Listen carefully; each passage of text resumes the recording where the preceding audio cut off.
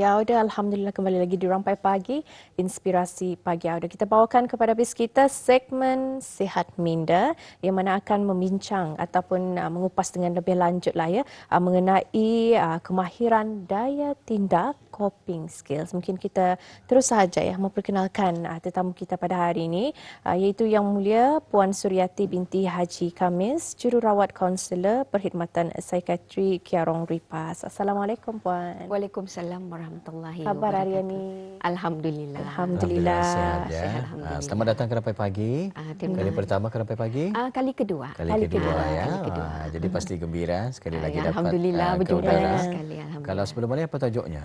Teknik pernafasan yang betul lah Teknik untuk merileks pernafasan. minda ya. Jadi kali ini kita ni membawakan tajuk kemahiran daya tindak ataupun coping skill ini tadi ya. Kami kemarin cari-cari apa coping skill tadi ya. Jadi mudah-mudahan hari ini dapatlah kita ni mendapatkan penjelasan daripada Puan untuk lanjutan dan juga rincian tajuk ini. Jadi untuk buka di awal ni Puan, mungkin Puan boleh menerangkan apakah dia kemahiran daya tindak ataupun coping skill ini dahulu. Silakan Puan. Okey. Bismillahirrahmanirrahim. Assalamualaikum warahmatullahi wabarakatuh. Kemahiran daya tindak ataupun coping skill ini adalah cara individu bertindak balas terhadap situasi yang menyebabkan gangguan emosi. Okay, dengan tujuan menenangkan, meredakan dan menguruskan emosi serta tekanan. Okey, contohnya macam mana itu Tuan Puan? Macam kalau individu tu kalau macam rasa tertekan atau rasa stres, mesti ada sesuatu yang individu tu buat. Macam contoh kalau saya bawa minum kafe, minum kopi, santai-santai. Ada yang bawanya bersukan, itu contohnya. Ada yang macam bawanya buat hobi lah yang ia suka. Okey. Itulah salah contoh daripadanya. So coping skill ni ya ada dua tu Puana, positif sama negatif yang akan saya terangkan nantilah. Okey. Jadi contoh situasi seseorang itu tidak ada coping skill ni macam mana kan? Okey. Selalunya kalau yang ada coping skill mostly yang didapati diorang suka menyendiri tu. Menyendiri, dadakan dibuat indah mau bergaul di rumah, stay di rumah, kadang-kadang limpang di katil ataupun nyatane Dari motivasi lah ni maksudnya. macam itulah macam itulah. Macam seorang-seorang ada pun nyatane even kalau melihat YouTube itu satu coping skill juga kan, distract. Ini nadakan dibuatnya. Jalan-jalan rasa macam macam itu. Ya, satu yang bahayanya tu Tuan. Okey, faham. Ada dulu zaman sekolah katanya nanti dulu yang aku dapat cope up-nya dengan suasana ni ataupun keadaan ni. Apa maksudnya tu? Jadinya ia indah macam dapat menyesuaikan diri, macam indah dapat mengawal emosinya Pak. Ya, coping skill ni itu abad kita ni punya emosi sebagai human being. Kan macam daripada fasa sekolah menengah lepas satu ke universiti ya. Suasananya lain tu Indah sama. Kalau dulu di sekolah menengah spoon feed kena bagi. Masuk ke UBD Kejutan mencari guru, mencari bahan sendiri kan. Dia dapat cope up-nya. Itu maksudnya stres lah tu. Salah satu daripada stres lah. Kalau stres ataupun kalau stres is kadang-kadang baik kan, kadang-kadang baik ya. Tapi kalau terlampau stres ia jadi burn out, and then kalau sentiasa berpanjangan ia boleh menjadi anxiety. Jadi penyakit mental, depression. Okey.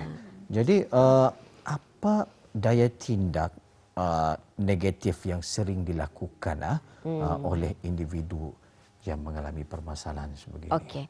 So kebanyakan yang kita ni dapati diorang ni dah aware yang benda tu adalah negative coping skills. So yang saya akan terangkan salah satu daripadanya ia berfikir terlampau overthinking, terlampau banyak berfikir. Contohnya berfikir di masa lalu. Contoh nyata ni ia rasa bersalah, aku rasa bersalah, rasa guilty, atau memikirkan rasa kesedihan. Okey, macam nyata ni loss and grief, kematian apa. Jadi ia masih menanggung rasa sedih tu. So dipikirkannya. And then kedua juga ia berfikir di masa hadapan. What if? Macam mana kalau ni? Macam mana kalau ni? Yang indah tentu. Kita ni pun ada merasai macam mana. Jadi ia terlampau berfikir yang indah tentu. Jadi ia dah fokus kan to have a good kita ni mendapat kesihatan mental ni. Kita ni nyata ni badan dan kita punya mana ni to be connected lah. Jadi ia badan ia punya otaknya tu overthinking tak. Indah connected ia punya body. Betul sekali ya. Jadi ini antara yang kadang-kadang dapat kita ni alami juga ni puan dalam kehidupan sehari-hari kita ni. Perkara itu belum lagi terjadi, tapi ia sudah berlaku dalam fikiran kita. Fikirkannya sudah. Fikirkannya sudah. Besok aku ada presentasi. Apa ceritanya kalau ni? Apa ceritanya kalau ni? Macam kalau aku dah dapatnya. Kalau ni macam mana? Kalau ni besok macam ada mana? interview. Which is not a good type of thinking lah. Cara pikiran yang dah betulnya tanya. Akhirnya dia sendiri yang merana dengan fikiran tersebut. Walhal benda itu belum lagi terjadi. Benar. Begitu juga yang memikirkan masa lalu. Kenapa tak aku membuat tindakan macam itu? Kalau aku nak buat tindakan macam itu, pasti hari ini akan lebih baik lagi. Ini macam dia menyesal, jadi sejenis sesal. satu penyesalan. Ini pun juga antara perkara yang negatif untuk dilakukan negatif. oleh seorang individu. Cara pemikiran yang dah betul lah yang dapat nyata ni diusai lagi lah nyata ni. Kalau berpanjangan, jadi that's what, ia akan develop macam nyata ni anxiety ya, depression. Jadi kadang-kadang kalau Luan banyak fikir, ia akan terjejas pemakanan jugalah. Ya kadang-kadang ada selera makan. Ya, ada. Yang saya akan terangkan jadi dalam ni ada juga. Puan sudah nelam beritahu ya. Kadang-kadang since puan beritahu, ia terkesan dengan terlampau kuat makan tak. Itu kalau stresnya makan punya dah berhenti. Yang which is happening misalnya makan dah berhenti tengah malam. Aku mestinya kopingku aku mesti dah dapat tidur, kopingku aku mesti lepak lah ya makan anunya sama kawan-kawan. Mesti tu kalau tidak stres takutnya. Macam mana boleh makan itu membantu mereka ni puan? Ya seorang-seorang punya coping kan. That's why untuk memberitahu itu is not a good coping skill lah. Tidak balas dorang itu dengan cara makan. Aware. They're not aware. Tidak aware yang itu negative coping skill yang mengakibatkan ada konsekuensinya. That's why we need to educate yang benda tu is a negative coping skill. Okey. Tapi kadang ada juga yang tidak makan. Kurang makan. Yang saya akan terangkan juga. Ya ada dua. Ya ada dua juga. Opposite-nya ada yang indah mau makan. Uri ni uri. Jadi uri kenyataan. Ataupun it's because of macam sebab ia terlampau menahan emosinya. Emosinya tu ia punya kesakitan, painnya atau kemarahannya. Jadi macam dengan cara yang dia makan itu ia rasa lega. Cara Yakob. Ada yang sampai dimuntahkannya, dikeluarkannya korang lampuhnya. Itulah. So it can be boleh dua-dua lah. Okey. Kesan negatif daripada daya tindak negatif dia yang dilakukan oleh individu. Difahamkan ada yang sampai menyalahgunakan barang terlarang, ada yang emosinya tidak stabil. Mungkin boleh berkongsi dengan lebih lanjut lagi mengenai perkara ini puan. Macam mana boleh sampai penyalahgunaan apa kata orang barang yang terlarang ini. So ya benda ni macam especially kanak-kanak remaja juga kali ni tadi. Diorang kurang mahir dengan apa kan coping skill ni. Diorang dah tahu bang. So sebenarnya kalau kita ni kenalkan apa coping skill itu, kita ni educate dengan cara nyata ni developing hobbies dorang contohnya bersukan ke apa, tapi individu ni yang dah tahu macam kadang-kadang influence daripada kawan-kawan juga. Macam ni, kalau kau mengambil ni, ya, kau akan rasa relax ni. Ya. Jadi yang education di sana yang dah aware. Banyak, tapi yang dah tahu dengan memakan barang terlarang itu, ia develop consequence. Macam ketagih apa, yang dah tahu tu. And then dengan memakan itu, ia rasa macam aku need more. Because jadi ketagihan terpulang, konsekuensinya lain terpulang. That's why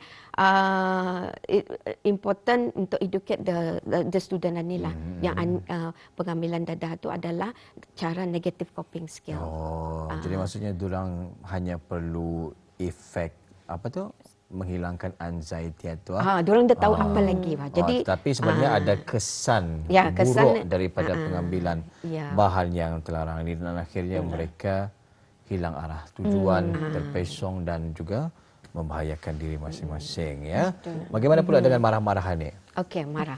Satu daripadanya, marahan ni coping skillnya macam macam emosi disimpannya emosinya. Okey, emosi disimpannya, and then remember emosi marahan ni ia satu energi. Energi di dalam badan kita ni.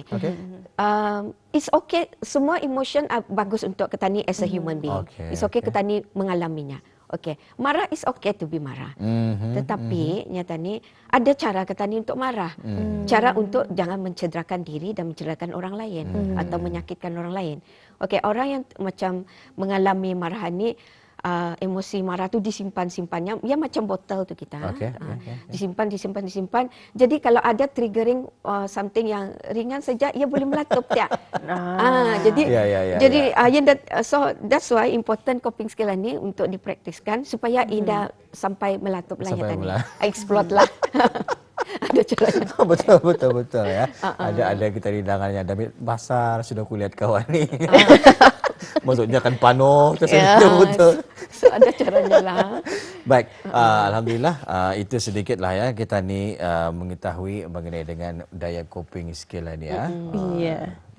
Jadi ingin juga mengetahui ni Puan, kalau sekiranya itu coping skill tu kita ni masing-masing berlainan, kadang-kadang indah sedar adakah yang negatif ataupun positif coping skill lah.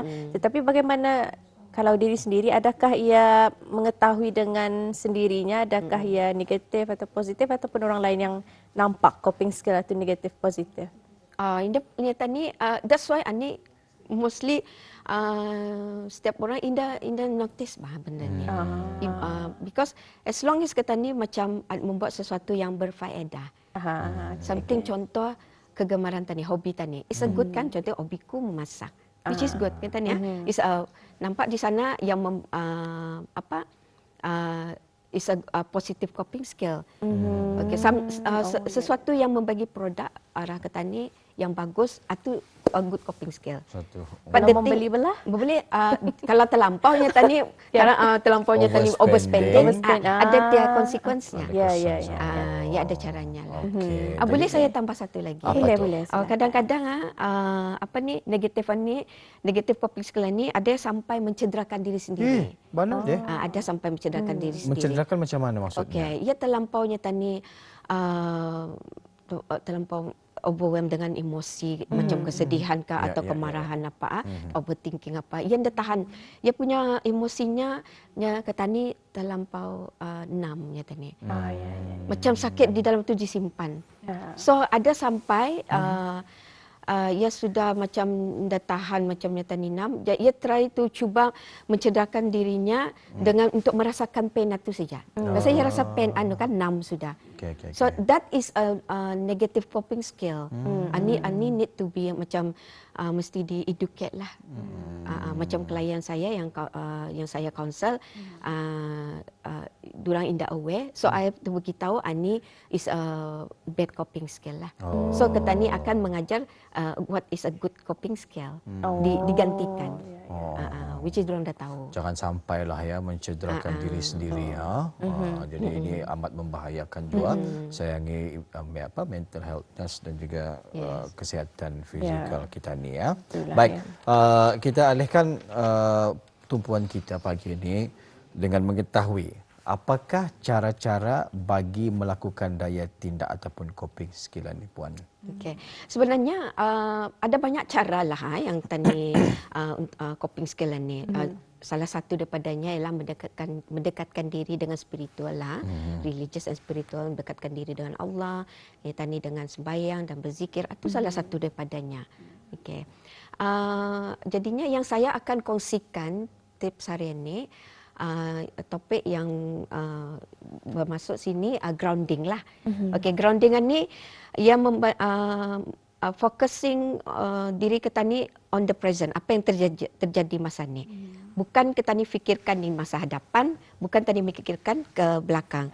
Because otak tanya ni need to be rest juga. So focus on the present. So kenapa focus on the present? Because ia need to be rest. So that otak dan badan balik semula. So Ani membalikkan semula lah dengan menggunakan senses yang saya akan terangkan di monitor TV sekarang. Okey, baik ya. Jadi ada cara-caranya yang akan diterangkan oleh Puan. Jadi mungkin ini adalah poster yang dimaksudkan oleh Puan. Ini dia. Baik, ada mata, tangan, telinga, hidung dan mulut, lidah. Lidah. Lidah. Okay. Mungkin Puan lebih mengetahui mengenai teknik grounding ini. Silakan Puan.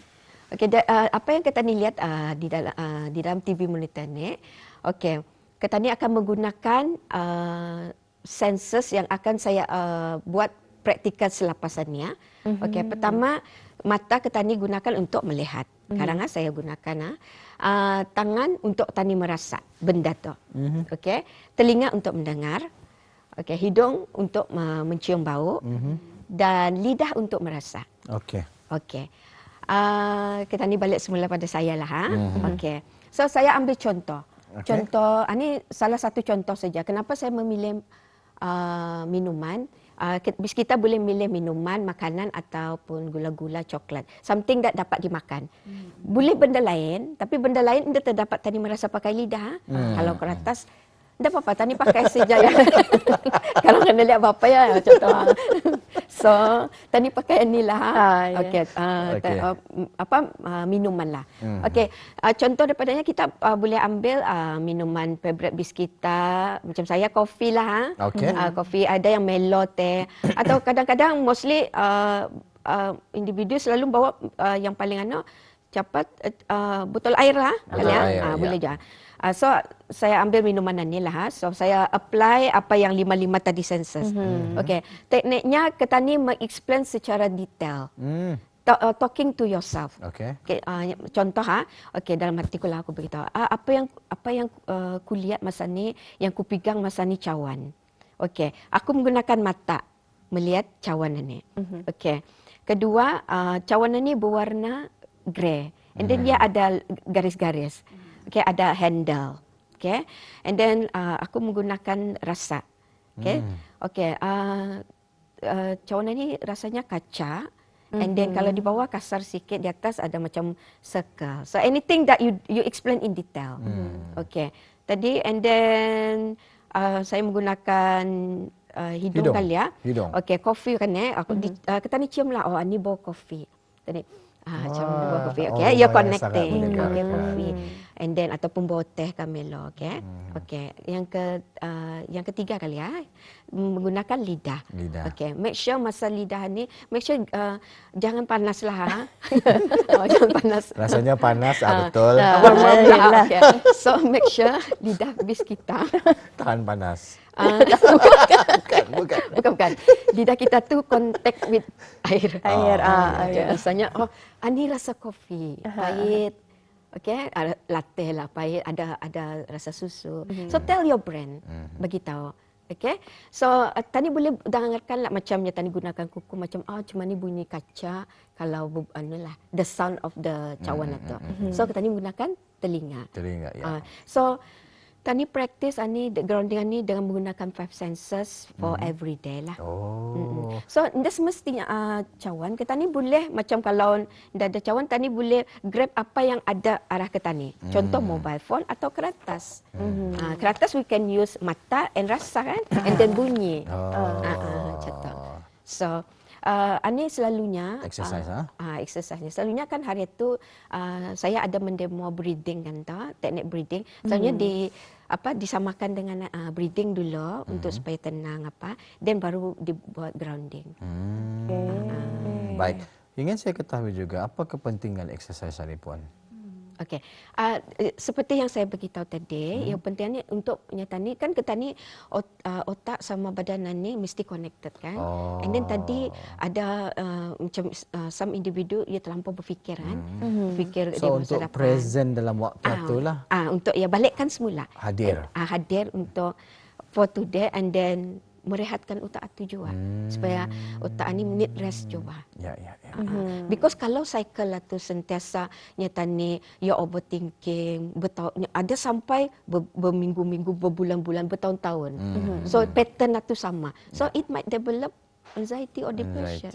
So tani elakkanlah benda tu.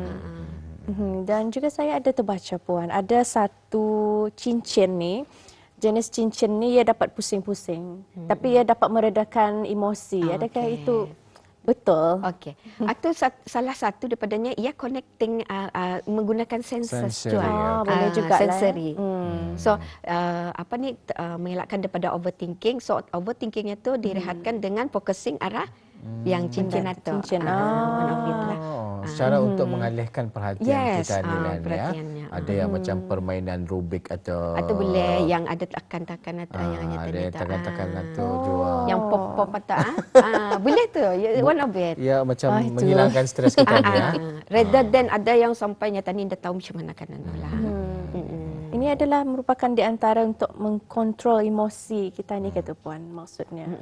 Jadi rupanya bukan sahaja anak-anak kan fasa anak umur 2 ke 3 tahun itu adalah fasa untuk mengenali emosi dorang kan, tidak tahu macam mana untuk mengkontrol emosi tersebut. Jadi rupa-rupanya pada fasa remaja ataupun dewasa pun ada rupanya. Jadi itu adalah ingin juga bukan saja anak-anak tetapi dewasa dan juga remaja dewasa pun ingin juga mengetahui, perlu juga mengetahui tentang sensori ni juga, Puan. Betul. Itulah. Menarik sekali ya. Maksudnya kita ni dah pernah basar lah. Maksudnya bukan kita, macam maksudnya kita ni tu memang membesar. Tetapi keperluan itu masih ada lah. Mempelajari jugalah. Tapi sebenarnya ini hanya satu teknik sahaja yang Puan bagi tahu tadi mengenai emosi kanak-kanak atau kan sama. Because kita ni culturally kita ni indah talk about emosi dari dami ani jarang tadi cakap pasal emosi. That's kadang-kadang kita ni jarang acknowledge emosi kita ni, disimpan, jadi suppress jadi nyata ni jadi urit ya, jadi terlampau marah. That's why important je punya Puan kanak-kanak ni talk about dia punya emosi. Even kanak-kanak ketani juga. Aku sedih hari ini. Aku marah hari ini. Bagi tahu saya acknowledge. Itu one of the tips lah. Baik, berbalik semula kepada exercise kita ni tadi dengan 5 deriaan ya. Rasa-rasanya Puan bila kita ni perlu melakukan exercise ni, bila masa yang sesuai. Apabila kita ni merasa tekanan lah. Macam stres ya tadi. Kedua kita ni yang aku beritahu tadi dan terlampau overthinking. Balikkan semula. Okay, terlampau, and then masa ada yang sampai panic attack lah, yang terlampau, nyata ni ada anxiety attack apa. Maksud anxiety attack ni, contohnya ia payah breathing, ia payah breathing apa. So dia apply breathing and then lepas itu kalau ia tenang-tenang baru tak grounding ni. Grounding ya. And then kedua juga kalau saya punya klien, kalau mostly saya ingatkan selepas sembahyang. Lepas sembahyang dia apply lah lepas sembahyang. Teknik grounding supaya ingatkanlah 5 kali sehari. And then kalau sebelum tidur lah, sebelum tidur dan kan keraja. Especially kalau ada kanak-kanak atau ada orang nyata ni orang dewasa pun kan keraja pun susah hati. Macam payah kan keraja ni macam nyata ni susah hati macam dadamut dia apa. Balikkan semula. Banyak lagi keraja. Dipikirkannya tanpa fikir. So boleh apply lah nyata ni. Kedua juga teknik ni dengan menggunakan mata, ia boleh kita ni apply spiritual juga. Contohnya, kalau kita ni keluar melihat apanya tadi pantai kah, macam nature kah, kita ni lihat macam Masya Allah, cantik Allah jadikan pantai ini luas. Kita dengan berzikir sudah kan, dengan memuji ciptaan Allah tu. Tadi boleh integrate lah. Jadi itulah antara waktu-waktu yang sesuai ya untuk kita ni menggunakan exercise teknik grounding ini tadi ya. Kadang-kadang ada juga yang berfikir ni Puan ya. Katanya teknik grounding ini okey pulangnya, alhamdulillah mengembalikan kita ni kepada keadaan kita ni sekarang tapi nak mampu menyelesaikan masalah ku punya. Okey, itu nyata ni, that's why ada coping skill emosi, berfokus kepada emosi. Kedua, coping skill berfokus kepada masalah.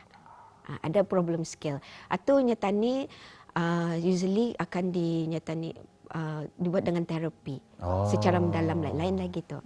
Ada caranya lagi detail. Contoh, saya bagi contoh, ada masa lagi. Sedikit sajalah. Sikit lagi. Kalau coping skill fokuskan emosi, nyata ni contohnya Tani boleh menangis. It's okay to cry. Ada laki-laki nyata ni, aku mana boleh menangis, aku mesti kuat misalnya. Tapi sebenarnya menangis itu bagus untuk merilis emosi. Kedua, fokus on masalah tadi. Contoh, Tani kanak-kanak lah, ia duduk dengan kanak-kanak yang bermasalah sebelah. So caranya untuk fokus masalah, dialihkan anak itu. Jangan dicampurkan. Sama je dengan kalau orang dewasa, kita ni elakkan diri kepada orang yang toxic lah. Itu contohnya. Langkah yang boleh kita ni ambil. Itu solusinya. Baik. Menarik sebenarnya. Tetapi itulah masa sangat mencemburui kita ni. Dah kerasa apa nak sekejap mata kena waktu tu. Ada kata-kata akhir? Sedikit. Kata-kata akhir, kata-kata akhir mudahan Anwis kita dapat mengapply lah teknik ini. InsyaAllah atas usaha ini something new kepada bis kita juga. Teknik breathing, pernafasan sudah, teknik grounding dalam coping skill ini sudah. Tidak sabar rasanya untuk pertemuan seterusnya. Apa lagi yang akan dapat kita ni dapatkan perkongsian daripada Puan Suryati binti Haji Khamis, jururawat kaunselor perkhidmatan psikiatri Kiarong Ripas bersama kita pagi ini. Ribuan terima kasih Puan. Sama-sama. Mudah-mudahan ada rezeki pertemuan lagi nanti ya. Assalamualaikum. Waalaikumsalam warahmatullahi wabarakatuh. Baik.